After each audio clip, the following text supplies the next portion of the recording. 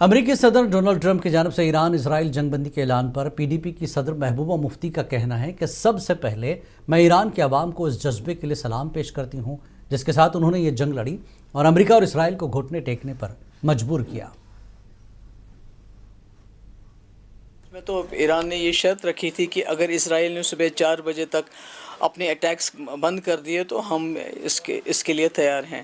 تو اس کے لیے تو سب سے زیادہ میں جو ہے ایران کی جو وہاں کے عوام ہے، وہاں کے جو لیڈرشپ ہے، وہاں کی جو فوج ہے، ان کو سلام پیش کرنا چاہتی ہوں کہ جس طرح خالی ہاتھ انہوں نے یہ جنگ لڑی اور امریکہ جیسے سپر پاور اور اس کے ساتھ جو اس کا بغل بچہ ہے اسرائیل، ان کو گھٹنوں پہ لایا ہے۔ آج ٹرمپ کہتا ہے کہ سیز فائر ہونا چاہیے۔